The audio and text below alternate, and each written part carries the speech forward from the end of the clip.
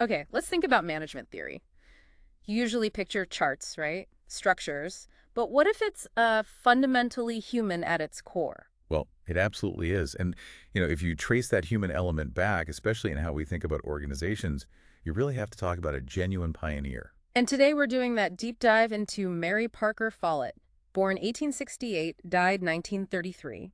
The sources often call her the first female management theorist, sometimes even the mother of management theory. Yeah, and what's really striking about her, especially for her time, is how she viewed things. Mm. You had figures like Taylor focusing on efficiency, very sort of mechanistic views. Right, the scientific management school. Exactly. And Follett comes along and says, hold on, there's this vital human element, a psychological dimension, a social process that's happening. She saw organizations less like machines and more like, well, like communities of people.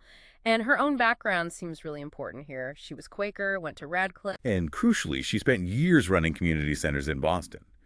That experience, seeing democracy and group dynamics play out on the ground level, it clearly shaped everything. It gave her this unique perspective on how people actually interact and get things done together. Mhm. So our goal here is to dig into the source material on Follett and pull out her core ideas, which honestly feel incredibly relevant today. They really do. Her starting point, her sort of fundamental critique of those earlier views, was rejecting that people are just isolated units, cogs in a machine, She stressed our social nature instead. immensely.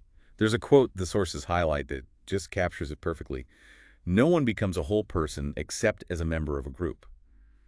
Our identity, our potential, it unfolds in the group. That completely shifts the focus, doesn't it? It's not just managing individuals one by one. And it's about understanding and managing the interactions, Hmm. relationships, which leads directly to her famous definition of management. Pretty simple one, too. The art of getting things done through people. Exactly. It's people-centric.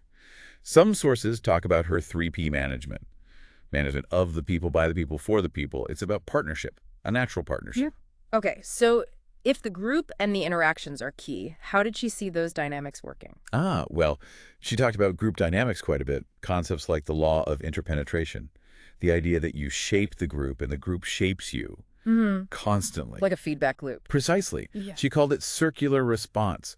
My actions influence your reactions, which then influence my next actions, and so on. It's this continuous reciprocal thing. Makes sense. And understanding that dynamic must be crucial for how she approached conflict. Absolutely. Because she didn't see conflict as just, a problem to be squashed. She saw it as an opportunity. An opportunity. For what? For creativity. For finding a genuinely better solution than what anyone started with.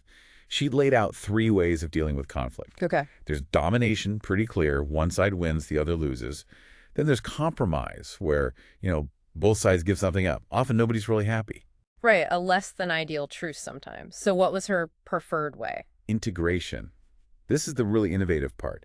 It's not about forcing a win or just splitting the difference. It's about digging deeper Deeper into what? into the underlying needs and desires of everyone involved. And then finding a totally new solution that meets those core needs. It's a creative synthesis. This is where that famous library window example comes in, right? The sources always mention it. They do, because it makes integration so clear. You've got one person wanting the window shut, feels a draft. Another wants it open, needs fresh air. Okay. Domination, just shut it or open it. One person wins. Compromise, open it halfway. Now one's still drafty, the other's still stuffy. Neither is satisfied. So integration. Integration asks why. Right. Why the draft concern? Why the need for air? Maybe the answer is open a window in the next room, fresh air comes in, but no direct draft on the person. So you find a creative win-win solution by addressing the real needs, not just the stated positions. Exactly. But it requires certain things: openness, honesty, flexibility, and she called it a scientific attitude, really analyzing the situation objectively to find that new path. And this idea of finding creative, shared solutions seems connected to how she thought about power, too. Very much so. She wanted to move away from power over, traditional hierarchical coercive power, Right, power based just on your position. towards power with. Right. That's collective power, shared influence, working together, and also power to the group's generative ability to create new things, new value. So where does authority come from then, if not just the boss? For Follett, real authority arises from the situation itself, what she called the law of the situation. Whoever has the relevant knowledge or function for that specific context holds the authority at that moment. It's situational leadership, really. Wow. Her ideas feel remarkably current, influencing things like HR, organizational behavior, collaboration. Definitely.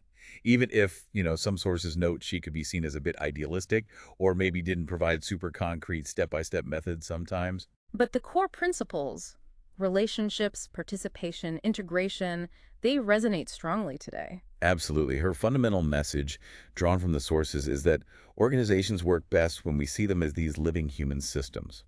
When we focus on relationships, encourage people to participate, and genuinely look for those integrated win-win solutions. And she really challenged that top-down view of authority, suggesting it's more potent when it's shared, emerging from the needs of the moment, that power with. It really prompts you to think, doesn't it? Yeah. How often, maybe in your work or even personal life, do you find yourself defaulting to domination Yeah. or just settling for compromise? Yeah. What might open up if you genuinely tried to find that integrated solution, like Follett suggested, or focus on building power with instead of just exercising power over? Her work pushes us past the org chart to see the real human dynamics inside any group.